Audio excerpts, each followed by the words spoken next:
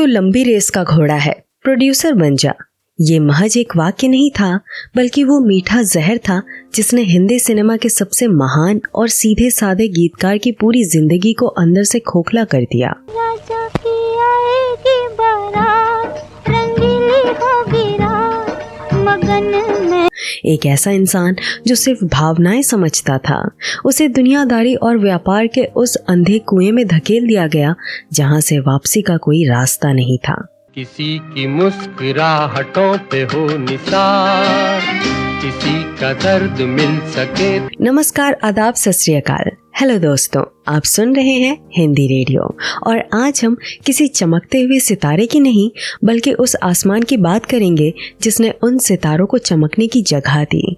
आज की कहानी कोई भूला बिसरा किस्सा नहीं है, बल्कि दर्द की वो दास्तान है जिसे सुनकर एक पल के लिए आपकी सांसें भारी हो जाएंगी। एक सवाल आपके मन को झकझोर देगा कि क्या दुनिया में ऐसे भी लोग होते हैं जो एक फरिश्ते जैसे इंसान को उसी के अच्छाई के जाल में फंसाकर लूट लेते हैं।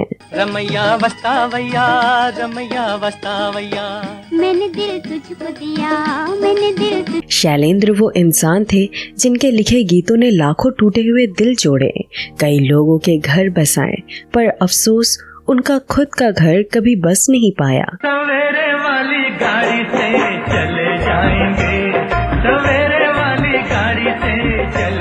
सुख, शांति और सुकून, ये शब्द उनके जीवन के शब्दकोश से हमेशा के लिए मिट गए थे।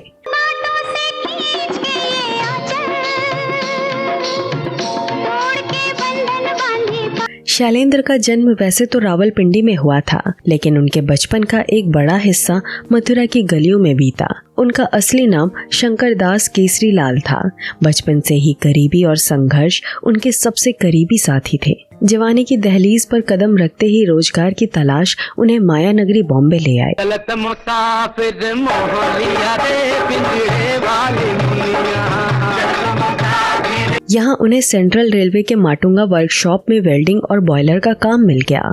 जरा उस मंजर की कल्पना कीजिए, चारों तरफ भारी मशीनों का कान फोड़ देने वाला शोर, बॉयलर की चिलचिलाती गर्मी, पसीने से लथपथ मजदूर और उन सबके बीच एक ऐसा सीधा साधा इंसान जिसके दिल में शब्दों की एक बेहद शांत और ठंडी नदी बह रही थी। दिन भर रेलवे की उस थका देने वाली नौकरी के बाद जब भी उन्हें थोड़ा समय मिलता, वो कागज के छोटे छोटे टुकड़ों या माचिस के डिब्बियों पर अपनी कविताएं लिख लिया करते थे।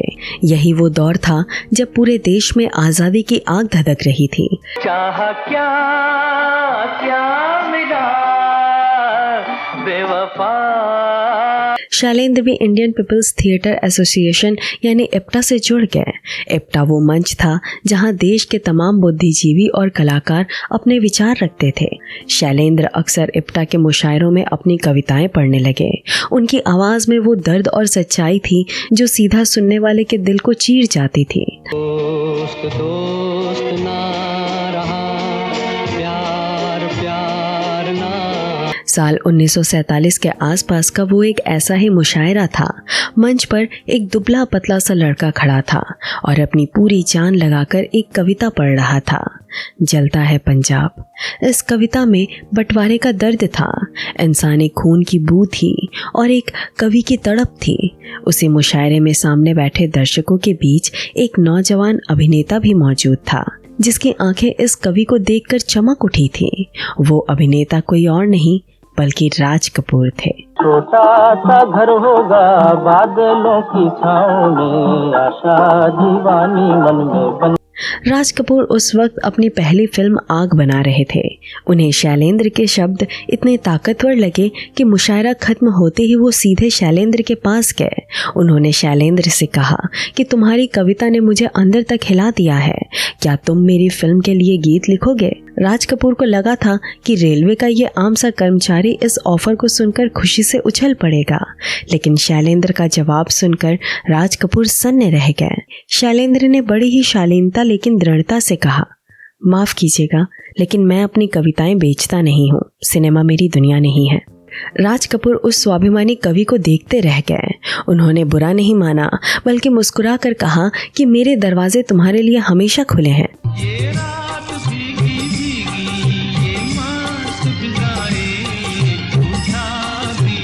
समय का पहिया घूमा, आज़ादी मिल चुकी थी। शैलेंद्र की शादी शकुंतला से हो चुकी थी और अब वो पिता बनने वाले थे। पत्नी की प्रेगनेंसी के दौरान घर में पैसों की सख्त ज़रूरत आ पड़ी। रेलवे की मामूली पगार से घर चलाना और अस्पताल का खर्च उठाना नामुमकिन हो रहा था। तब उस स्वाभिमानी कवि को अपनी कला और परिवार की ज़रूरत के बीच एक कठिन चुनाव करना पड़ा। शैलेंद्र को राज कपूर का वो ऑफर याद आया। वो भारी कदमों से राज कपूर के पास पहुंचे और कहा, मुझे पैसों की ज़रूरत है, क्या वो काम अभी भी मिल सकता है? राज कपूर ने बिना कोई सवाल किए शैलेंद्र को गले लगा लिया और एडवांस के तौर पर 500 रुपए उनके हाथ में थमा दिए। यही वो पल था जब एक साधारण सा रेलवे कर्मचारी हिंदी सिनेमा का महान गीतकार शैलेंद्र बन गया। अजीब दास्तां है, कहाँ शुरू कहाँ। उन्होंने राज कपूर की फिल्म बरसात के लिए 2 गीत लिखे। बरसात में तुमसे मिले हम सजन और पतली कमर है। ये दोनों गीत रातों रात पूरे देश की धड़कन बन गए। मुकेश की आवाज़ और शैलेंद्र के शब्दों ने ऐसा जादू किया कि RK स्टूडियो का परचम आसमान में लहराने लगा। बरसात में हमसे मिले तुम सजन, तुमसे मिले हम बरसात में। यहीं से शुरू हुई राज कपूर और शैलेंद्र की वो अमर और रूहानी दोस्ती, जिसकी मिसाल आज भी दी जाती है। राज कपूर ने उन्हें RK स्टूडियो का स्थायी हिस्सा बना लिया। उनकी सैलरी 500 रुपए महीना तय कर दी गई, जो उस जमाने में एक बहुत बड़ी रकम थी। शर्त बस इतनी थी कि चाहे वो 1 गीत लिखें या 5, उन्हें यही तय रकम मिलेगी। तो बचा जीवन के 2 पहलू हैं, हरियाली और रास्ता। आज जावेद अख्तर और गुलजार साहब जैसे दिग्गज भी सिर झुकाकर ये बात मानते हैं कि शैलेंद्र हिंदी सिनेमा के सबसे महान गीतकार थे। उनकी सबसे बड़ी खूबी ये थी कि वो कोई भारी भरकम उर्दू के शायर नहीं थे। वो जिंदगी के सबसे गहरे, सबसे जटिल और सबसे दर्दनाक फलसफों को इतने सरल और आम शब्दों में लिख देते थे कि एक रिक्शा चलाने वाला भी उसे गाता था और एक पढ़ा लिखा बुद्धिजीव भी। प्यार हुआ इकरार हुआ है, प्यार से फिर क्यों डरता है दिल। आवारा हूँ, मेरा जूता है जापानी, प्यार हुआ इकरार हुआ और सजन रे झूठ मत बोलो। ये सिर्फ गीत नहीं थे, ये आम हिंदुस्तानी आदमी की आत्मा की आवाज थे। मैं आशिक हूँ बहारों का, नजारों का, फिजाओं का, इशारों का। राज कपूर उन्हें इतना मानते थे कि वो अक्सर जमीन पर शैलेंद्र के पैरों के पास बैठ जाया करते थे और आंखें बंद करके उनके गीत सुनते थे। राज कपूर उन्हें प्यार के कविराज और महान रूसी कवि के नाम पर पुष्किन कहकर पुकारते थे। लेकिन इतनी शोहरत और पैसा मिलने के बावजूद शैलेंद्र का स्वभाव बिल्कुल नहीं बदला। वो हमेशा जमीन से जुड़े रहे। वो अक्सर अपनी कमाई का एक बड़ा हिस्सा उन संगीतकारों और टेक्नीशियनों के साथ बांट लिया करते थे जो आर्थिक रूप से कमजोर होते थे। पतली कमर है, तिरछी नजर है, खिले फूल सी तेरी जवानी हुई। जिंदगी एक खूबसूरत सपने की तरह चल रही थी, लेकिन फिर साल 1960 आया। ये वो साल था जब इस सीधे साधे इंसान ने अपनी कला को एक नया मुकाम देने का फैसला किया। मशहूर screen play writer Navendu Ghosh ने फणीश्वर नाथ रेणु की एक दिल छू लेने वाली कहानी पढ़ी थी, जिसका नाम था मारे गए गुलफाम। नवेंदु दा को ये कहानी इतनी पसंद आई कि उन्होंने इसका जिक्र बसु भट्टाचार्य से किया। बसुदा उस वक्त महान निर्देशक बिमल रॉय के असिस्टेंट हुआ करते थे। बसुदा ने ये कहानी शैलेंद्र को सुनाई। कहानी में एक सीधे साधे बैलगाड़ी वाले हीरामन और एक नौटंकी में नाचने वाली हीराबाई के बीच के उस पवित्र और खामोश प्यार का जिक्र था जिसे समाज कभी मंजूरी नहीं देता। शैलेंद्र जब ये कहानी सुन रहे थे तो उनके आंसू नहीं रुक रहे थे। हीराराम के सीधेपन में उन्हें कहीं ना कहीं अपना भी अश्क नजर आ रहा था। उन्होंने तय कर लिया कि वो इस कहानी को पर्दे पर उतारेंगे।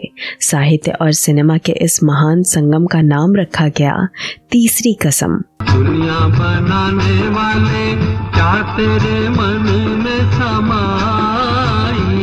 शैलेंद्र ने तुरंत फणीश्वर नाथ रेणु को खत लिखा और उनसे फिल्म बनाने की इजाजत मांगी। रेणु जी भी खुशी खुशी तैयार हो गईं। इसी बीच बासु भट्टाचार्य ने शैलेंद्र के भोलेपन का फायदा उठाते हुए एक मीठा जाल बुना। वसुधा ने शैलेंद्र को यकीन दिलाया कि अगर वो उन्हें निर्देशक बनाते हैं तो ये पूरी फिल्म महज 6 से 8 महीने के भीतर और सिर्फ 2 लाख रुपए के मामूली बजट में बनकर तैयार हो जाएगी। शैलेंद्र इस मीठे धोखे में आ गए। 14 जनवरी 1961 को बिहार के पूर्णिया जिले में, जो कि फणीश्वर नाथ रेणु का गृह नगर था, इस फिल्म का मुहूर्त बड़े ही धूमधाम से किया गया। शैलेंद्र को लग रहा था कि वो एक इतिहास रचने जा रहे हैं। उन्हें लग रहा था कि उनके अपने लोग, उनके साथी उनका साथ देंगे, लेकिन उस भोले इंसान को ये नहीं पता था कि सिनेमा की ये दुनिया कितनी बेरहम है और ये कदम उनकी जिंदगी का सबसे बड़ा, सबसे दर्दनाक और आखिरी फैसला साबित होने वाला है। मेरा जूता है जापानी, ये पतलून इंग्लिस्तानी, सर पे लाल टोपी रूसी, फिर भी बिहार के पूर्णिया में फिल्म का मुहूर्त तो बड़े धूमधाम से हो गया था, लेकिन शैलेंद्र के सामने अब सबसे बड़ी चुनौती थी इस कहानी के किरदारों में जान फूंकने की। शैलेंद्र अपनी इस सबसे प्यारी कविता को पर्दे पर उतारने के लिए ऐसे चेहरे तलाश रहे थे जो बिल्कुल आम, सच्चे और जमीन से जुड़े हुए लगे। आपको ये जानकर शायद बेहद हैरानी होगी कि तीसरी कसम के लिए राज कपूर और वहीदा रहमान शैलेंद्र की पहली पसंद बिल्कुल नहीं थे। शैलेंद्र चाहते थे कि बैलगाड़ी हाँकने वाले सीधे साधे हीरामन का किरदार मशहूर अभिनेता महमूद निभाएं और नौटंकी में नाचने वाली हीराबाई के किरदार में नूतन जी की गहरी और दर्द भरी आंखें हों। बसु भट्टाचार्य और शैलेंद्र ने नूतन जी से संपर्क भी किया था, लेकिन कुछ अपरिहार्य कारणों से नूतन जी ने इस प्रस्ताव को बेहद विनम्रता से ठुकरा दिया। इसके बाद जब एक दिन शैलेंद्र ने अपने परम मित्र राज कपूर को बातों बातों में बताया कि वो मारे गए गुलफाम पर फिल्म बना रहे हैं और महमूद को हीरो लेने की सोच रहे हैं, तो राज कपूर को ये बात कुछ जची नहीं। राज कपूर ने जब फणीश्वर नाथ रेणु की वो कहानी सुनी तो हीरामन के भोलेपन और सादगी ने उनके दिल को गहराई से छू लिया। राज कपूर ने तुरंत शैलेंद्र से कहा कि ये रोल मैं करूंगा। शैलेंद्र खुशी से फूले नहीं समाए, लेकिन अगले ही पल राज कपूर का चेहरा एकदम गंभीर हो गया। उन्होंने शैलेंद्र की आंखों में आंखें डालकर बड़े ही कड़क अंदाज में कहा, मेरा पारिश्रमिक यानी मेरी फीस तुम्हें एडवांस देनी होगी। मैं बिना पैसे के काम नहीं करूंगा। जरा सोचिए उस सीधे साधे कवि के दिल पर उस वक्त क्या गुजरी होगी। शैलेंद्र का चेहरा एकदम से उतर गया। उनके दिल को एक गहरा धक्का लगा। उन्हें बिल्कुल उम्मीद नहीं थी कि जीवन भर की इतनी गहरी और रूहानी दोस्ती का राज कपूर इस तरह व्यापारिक बदला देंगे। शैलेंद्र का उतरा हुआ और मासूम चेहरा देखकर राज कपूर अपनी हंसी नहीं रोक पाए। वो जोर से मुस्कुराए और शैलेंद्र के कंधे पर हाथ रखते हुए बोले, निकालो 1 रुपया, यही मेरी पूरी फीस है और मुझे मेरा ये पूरा एडवांस अभी चाहिए। इस 1 रुपए वाली बात का जिक्र खुद राज कपूर के बेटे ऋषि कपूर ने भी अपनी किताब खुल्लम खुल्ला में बड़ी ही भावुकता के साथ लिखा है। दिल तड़प तड़प के कह रहा है, आ भी जा तू हमसे आँख ना चुरा, तुझे हीरामन मिल चुका था, लेकिन हीराबाई की तलाश अब भी जारी थी। जब वहीदा रहमान के पास ये ऑफर गया तो शुरुआत में उन्होंने भी इस रोल के लिए मना कर दिया था। तब शैलेंद्र ने वहीदा जी के मेंटर और उस दौर के सबसे दिग्गज फिल्मकार गुरुदत्त साहब से गुजारिश की। गुरुदत्त साहब के समझाने पर वहीदा रहमान आखिरकार इस फिल्म के लिए तैयार हो गई, लेकिन यहाँ पर वहीदा जी का वो बड़प्पन सामने आया जो आज के दौर में देखने को भी नहीं मिलता। शैलेंद्र एक नए और बहुत ही छोटे बजट के प्रोड्यूसर थे। जब उन्होंने वहीदा रहमान को साइन किया तो उनकी आंखें नम थीं। उन्होंने रुंधे हुए गले से वहीदा जी से कहा कि मेरे पास आपको देने के लिए उतने पैसे नहीं हैं जितनी आपकी फीस है। शैलेंद्र के उन सच्चे आंसुओं को देखकर वहीदा रहमान का दिल पिघल गया। उन्होंने शैलेंद्र से वादा किया कि आज के बाद हम इस फिल्म के लिए पैसों का जिक्र कभी नहीं करेंगे। किसी ने अपना बना के मुझको मुस्कुराना सिखा दी। ये फिल्म महज एक कहानी नहीं थी, ये एक बैलगाड़ी वाले हीरामन और नौटंकी में नाचने वाले हीराबाई के बीच 30 घंटे के एक लंबे और बेहद खूबसूरत सफर की दास्तां थी। हीरामन, जिसने अपनी पूरी जिंदगी में कभी किसी गैर औरत को इतने करीब से नहीं देखा था, वो हीराबाई के रूप और उसके सलीके को देखकर मंत्रमुग्ध हो जाता है। वो उसे एक परी, एक देवी मान बैठता है। वहीं हीराबाई, जो समाज के तमाम तानों और वासना भरी नजरों के बीच एक नौटंकी कंपनी में नाचकर अपनी ईमानदार रोजी रोटी कमा रही थी, वो हीरामन के इस पवित्र नजरिए को देखकर अंदर तक हिल जाती हैं।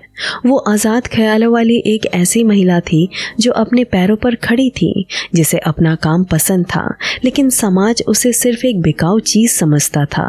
जब उसे हीरामन के रूप में एक ऐसा इंसान मिलता है जो उसकी पूजा करता है, तो उसके भीतर एक अजीब सी कश्मकश शुरू हो जाती है। इन दोनों किरदारों को राज कपूर और वहीदा रहमान से बेहतर कोई और जी ही नहीं सकता था। चक्के में चक्का, चक्के पे गाड़ी, गाड़ी में निकली अपनी सवारी। सब कुछ तय हो चुका था। गानों की रिकॉर्डिंग शुरू हो गई, लेकिन पनौती ने पहले ही दिन से शैलेंद्र का दामन पकड़ लिया। जिस दिन खुदा के पास जाना है गाने की रिकॉर्डिंग थी, उसी दिन स्टूडियो का एसी खराब हो गया। राज कपूर और वहीदा रहमान जैसे बड़े सितारों का समय बर्बाद ना हो और स्टूडियो का भाड़ा व्यर्थ ना जाए, इसलिए स्टूडियो को ठंडा करने के लिए बाहर से बर्फ के बड़े बड़े बॉक्स मंगवाए गए।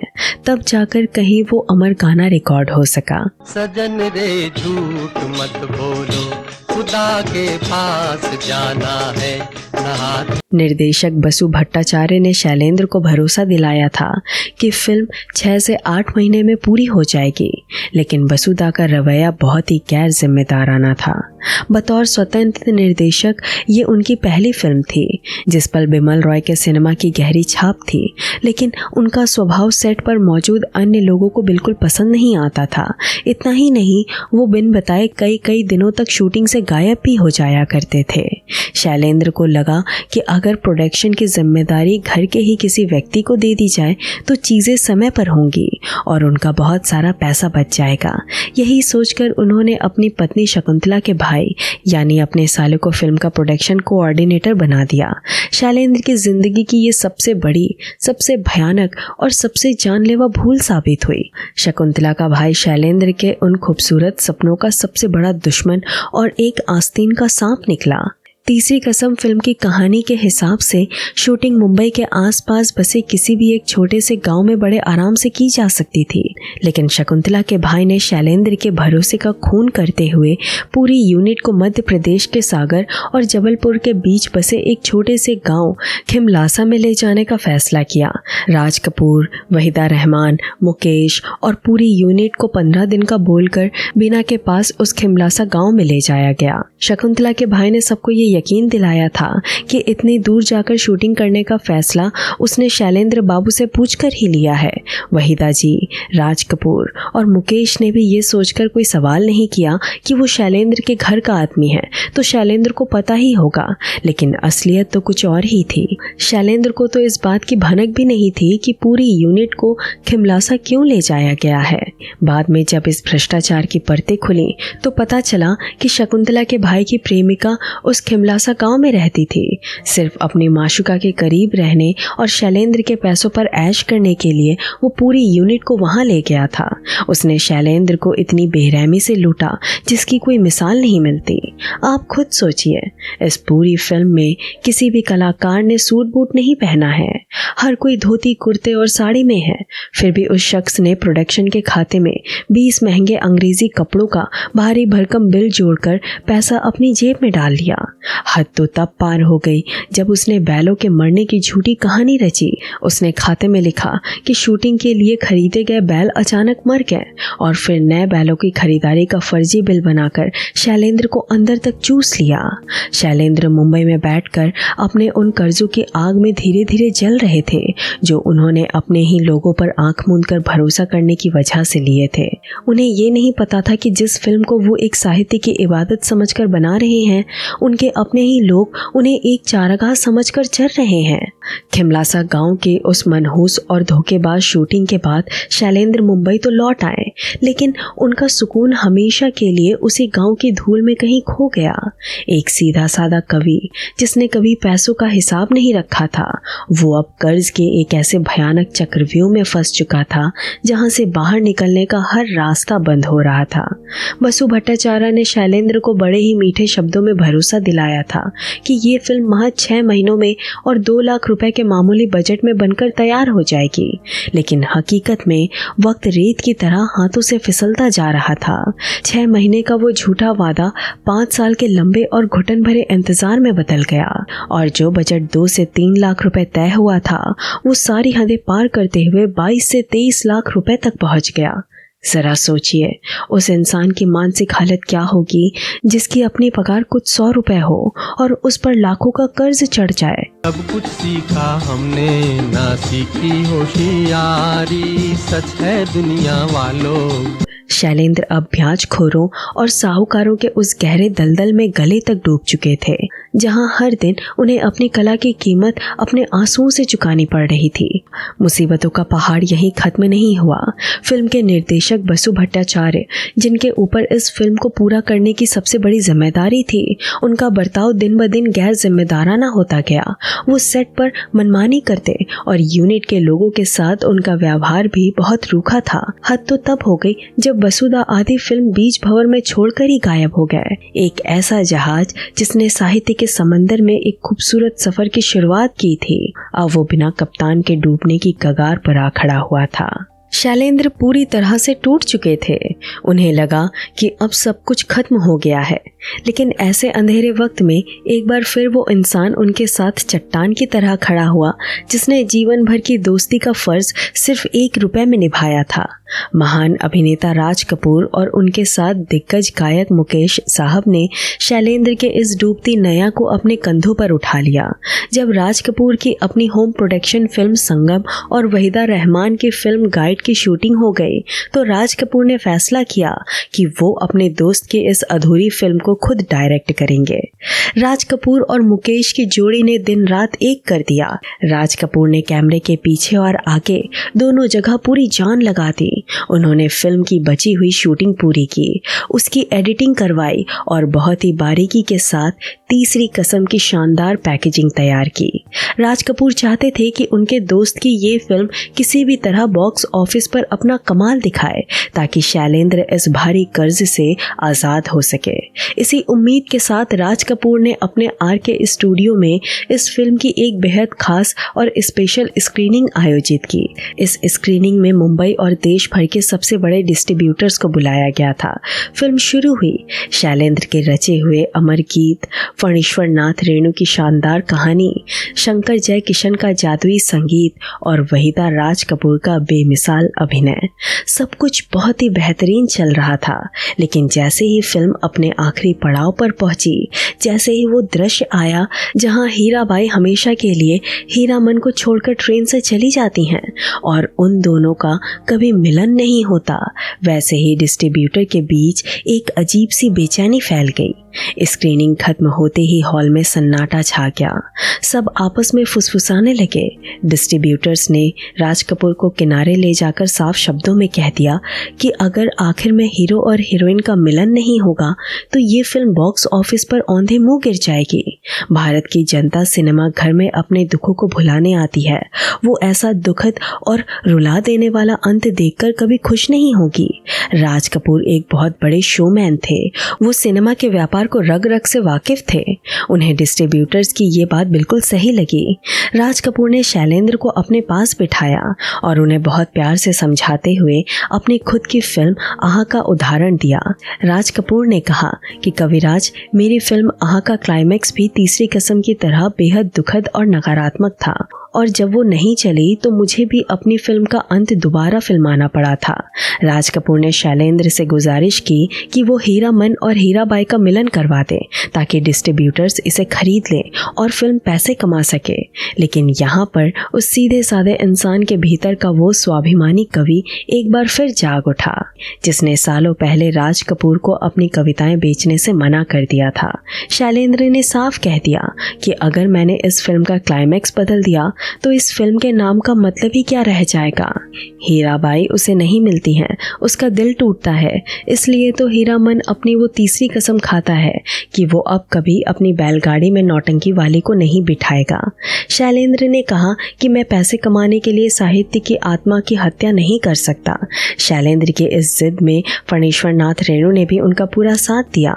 रेणु जी ने शैलेंद्र को खत लिखकर कहा कि वो अपनी बात पर अड़े रहें और कहानी के साथ कोई भी समझौता ना करें।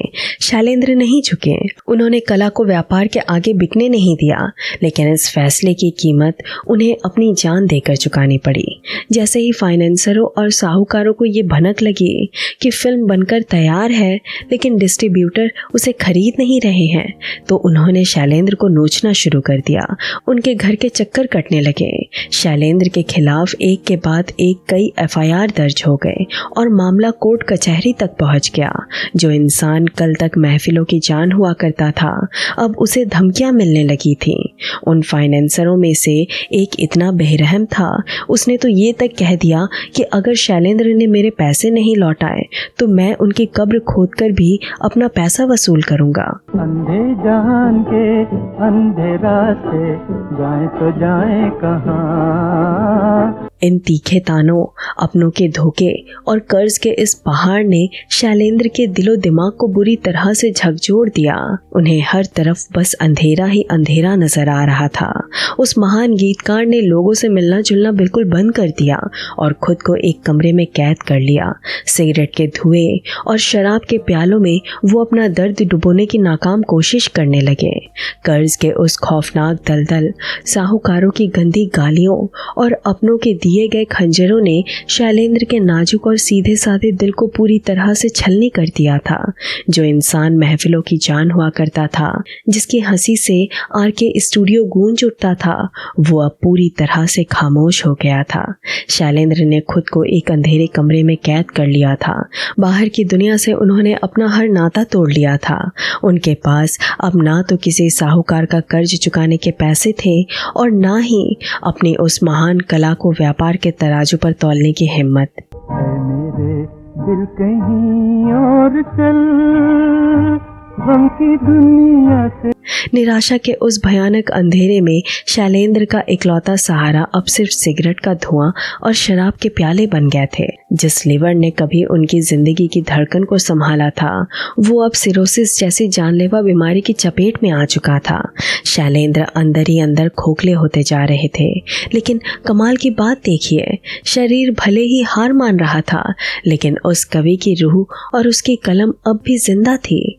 अपनी उन्हीं आखिरी और घुटन भरी सांसों के बीच वो अपने सबसे अजीज दोस्त राज कपूर की अगली फिल्म मेरा नाम जोकर के लिए एक ऐसा गीत लिख रहे थे जो उनकी अपनी जिंदगी का सबसे बड़ा सच बनने वाला था।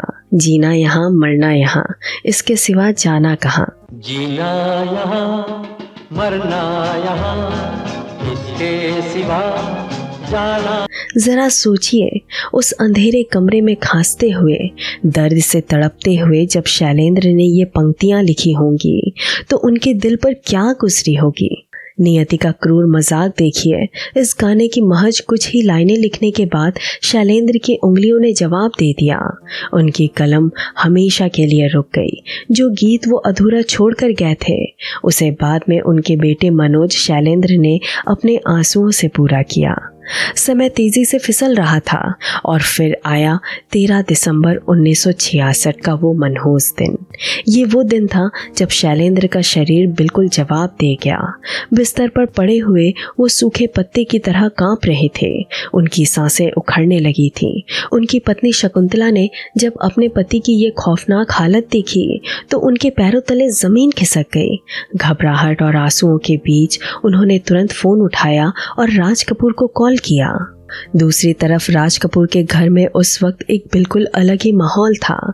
घर को फूलों और लाइटों से सजाया जा रहा था। ढेरों मेहमान आ रहे थे क्योंकि अगले ही दिन यानी 14 दिसंबर को राज कपूर का जन्मदिन था। पूरे घर में जश्न की तैयारियां पूरे जोरों शोरों पर थीं।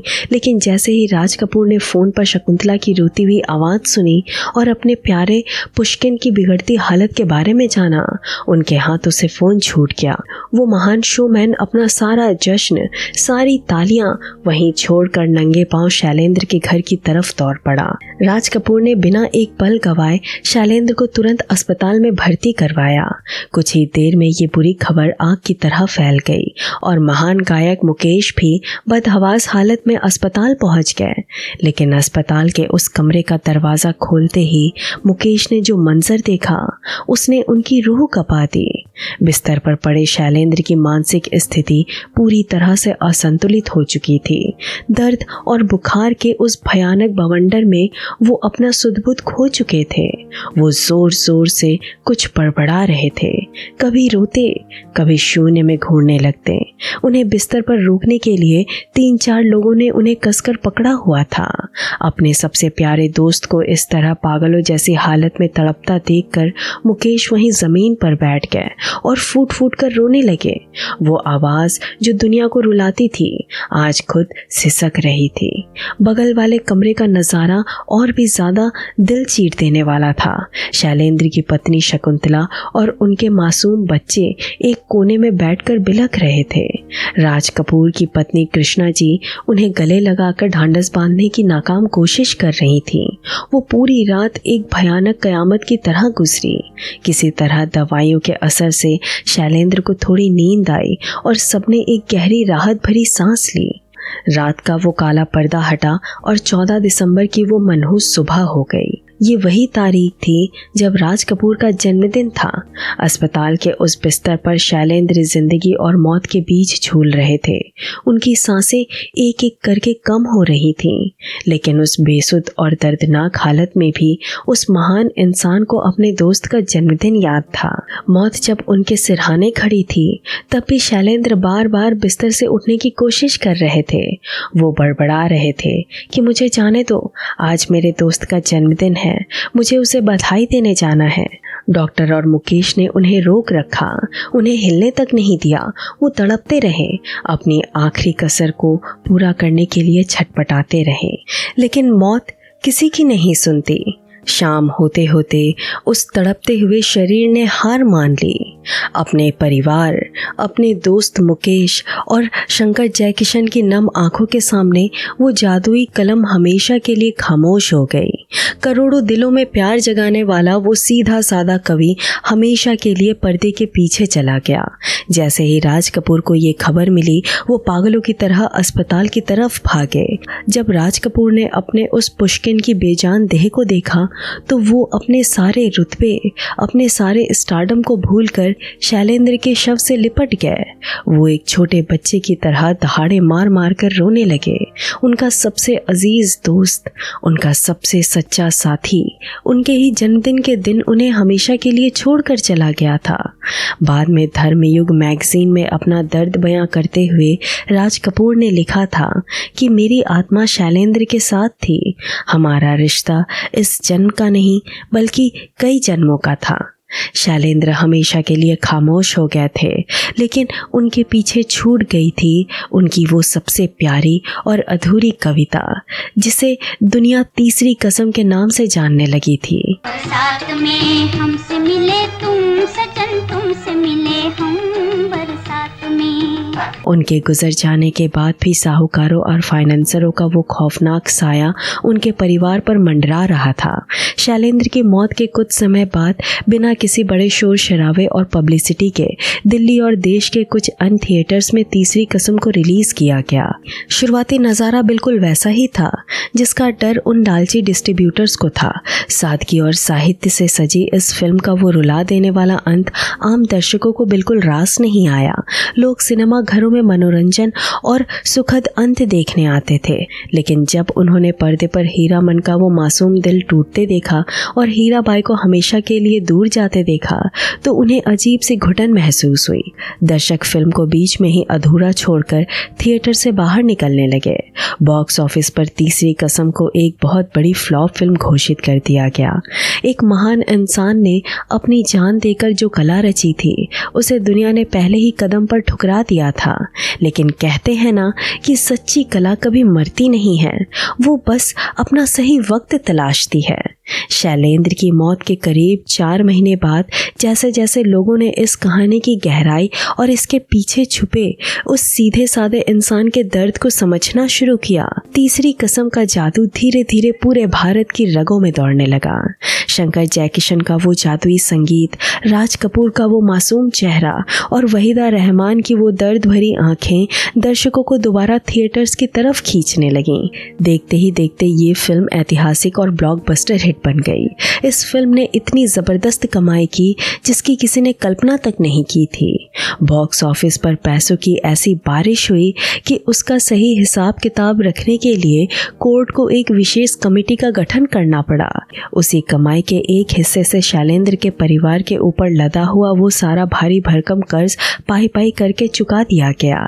फिल्म की कमाई का एक बहुत बड़ा हिस्सा उनके परिजनों को भी सौंपा गया, लेकिन सबसे बड़ा चमत्कार और सबसे बड़ा सम्मान तो अभी बाकी था। जिंदगी ख्वाब है, ख्वाब में झूठ क्या। जिस फिल्म को फाइनेंसरों ने डिब्बे में बंद करने लायक कचरा कहा था, उसी तीसरी कसम को भारत सरकार ने उस साल की सर्वश्रेष्ठ फीचर फिल्म के लिए सबसे बड़े सम्मान यानी नेशनल फिल्म अवार्ड से नवाजा। देश और दुनिया के तमाम बड़े इंटरनेशनल फिल्म फेस्टिवल में इस फिल्म की विशेष स्क्रीनिंग रखी गई और इसने भारत का गौरव बढ़ाया। पुणे के मशहूर फिल्म इंस्टीट्यूट में नए फिल्मकारों और निर्देशकों को इस फिल्म की बारीकियां एक पाठ की तरह पढ़ाई जाने लगी। दिल्ली के एजुकेशन बोर्ड ने तो तीसरी कसम के शिल्पकार शैलेंद्र नाम से छात्रों के लिए एक पूरा नया चैप्टर ही शुरू कर दिया। लेकिन ये सब देखने के लिए, इस अपार सफलता और सम्मान को अपने सीने से लगाने के लिए वो सीधा साधा कवि अब इस दुनिया में नहीं था। जिस सफलता के लिए शैलेंद्र की आंखें जीवन भर तरसती रहीं, वो आंखें अब हमेशा के लिए बंद हो चुकी थीं। शैलेंद्र की महानता का अंदाजा आप इस बात से लगा सकते हैं कि आज जावेद अख्तर और गुलजार साहब जैसे शब्दों के जादूगर भी ये बात खुले दिल से मानते हैं कि शैलेंद्र जैसे गीतकार हिंदी सिनेमा के इतिहास में ना कभी हुआ था और ना कभी होगा। वो आम हिंदुस्तानी की नब्ज को पहचानते थे। उनकी उस जादुई प्रतिभा का एक बेहद मशहूर और हैरान कर देने वाला किस्सा आज भी फिल्म जगत के गलियारों में गूंजता है। मेरे मन की गंगा और तेरे मन की जमुना का बोल राधा बोल। एक बार की बात है, शैलेंद्र संगीतकार SD बर्मन साहब को एक गाने के बोल लिखकर देना भूल गए। अगले ही दिन गाने की रिकॉर्डिंग थी। तब बर्मन दादा ने अपने बेटे RD बर्मन यानी पंचम दा को शैलेंद्र के पास भेजा। पंचम दा जब शैलेंद्र के पास पहुंचे तो शैलेंद्र ने उन्हें अपनी कार में बिठा लिया। दोनों समंदर के किनारे बैठे थे। शैलेंद्र ने पंचम दा से कहा कि तुम बस धुन गुनगुनाओ। पंचम दा ने धुन गुनगुनानी शुरू की और शैलेंद्र अपनी उंगलियों से सिगरेट के डिब्बे पर थाप देने लगे। वो बस समंदर की लहरों और आसमान में चमकते उस चांद को निहार रहे थे और महज कुछ ही मिनटों के भीतर उसी सिगरेट के डिब्बे पर थाप देते हुए उन्होंने हिंदी सिनेमा का वो अमर मुखड़ा रच दिया। खोया खोया चांद, खुला आसमान, आंखों में सारी रात बीत जाएगी, तुमको भी कैसे नींद आएगी। खोया खोया चांद, खुला आसमान, यही थी शैलेंद्र की वो जादुई कला जिसे सोचकर आज भी बड़े बड़े लेखक दांतों तले उंगलियां दबा लेते हैं। आज भी कई लोग यही मानते हैं कि शैलेंद्र तीसरी कसम के फ्लॉप होने और कर्ज के सदमे में ही गुजर गए थे, लेकिन उनके बेटे मनोज शैलेंद्र इस बात को एक बहुत बड़ा झूठ मानते हैं। मनोज बताते हैं कि उनके पिता किसी भी मुसीबत से हार मानने वाले इंसान नहीं थे। वो दुखी जरूर थे, लेकिन उनके भीतर का जुझारू इंसान कभी नहीं मरा था मौत से ठीक पहले वो अपनी उसी पुरानी दोस्त फणेश्वर नाथ रेणु के एक और मशहूर उपन्यास मैला आंचल पर अपनी अगली फिल्म बनाने की पूरी तैयारी कर चुके थे और इस फिल्म में वो एकदम नए और उभरते हुए सितारे धर्मेंद्र को हीरो के तौर पर लेने वाले थे। शैलेंद्र तो अपनी ही लिखी उस अमर कविता के सबसे बड़े और जीते जागते उदाहरण थे, जिसमें उन्होंने लिखा था, तू जिंदा है तो जिंदगी की जीत पर यकीन कर, अगर कहीं है स्वर्ग तो उतार ला जमीन पर। तू जिंदा है तो जिंदगी की जीत में यकीन कर, अगर कहीं है स्वर्ग तो उतार ला जमीन पर। तू जिंदा है तो जिंदगी की जीत में यकीन कर, अगर कहीं है स्वर्ग तो उतार ला जमीन पर। तू जिंदा है। ये गम के और 4 दिन, सितम के और 4 दिन, ये दिन भी जाएंगे गुजर गुजर गए 1000 दिन। ये गम के और 4 दिन, सितम के और 4 दिन, ये दिन भी जाएंगे गुजर गुजर गए 1000 दिन। कभी तो होगी इस चमन पे भी बहार की नजर, अगर कहीं है स्वर्ग तो उतार ला जमीन पर। तू जिंदा है तो जिंदगी की जीत में यकीन कर, अगर कहीं है स्वर्ग तो उतार ला जमीन पर। ओ जाने वाले हो सके तो लौट के आना। मेरा प्यार अमर, फिर क्यों मुझको आवारा हूँ या गर्दिश में हूँ, आसमान का तारा हूँ। आज शैलेंद्र हमारे बीच नहीं है, लेकिन जब भी दूर किसी गांव की पगडंडी से किसी बैलगाड़ी के पहिए की आवाज़ आती है, या जब भी कोई सच्चा आशिक अपने अधूरे प्यार की याद में तीसरी कसम खाता है, तो शैलेंद्र के वो शब्द हवाओं में गूंज उठते हैं, सजन रे झूठ मत बोलो, खुदा के पास जाना है। ये सिर्फ एक गीत नहीं, बल्कि उस पाक साफ रूह की आवाज़ है जिसने सिनेमा के पर्दे पर साहित्य का सबसे खूबसूरत आईना रखा और खुद हमेशा के लिए इतिहास के पन्नों में अमर हो गया। तो दोस्तों, यही थी महान गीतकार, एक सच्चे दोस्त और कविराज शैलेंद्र की वो अधूरी मगर बेहद मुकम्मल दास्तां। आपको हमारी ये भावुक पेशकश कैसी लगी, हमें कमेंट सेक्शन में ज़रूर बताइएगा। आपके कमेंट्स हमें ऐसे ही और अनसुनी कहानियाँ लाने का हौसला देते हैं। अगर आप भी शैलेंद्र के गीतों और उनके इस सादगी के मुरीद हैं तो वीडियो को लाइक करें और हमारे चैनल हिंदी रेडियो को सब्सक्राइब करना ना भूलें। धन्यवाद।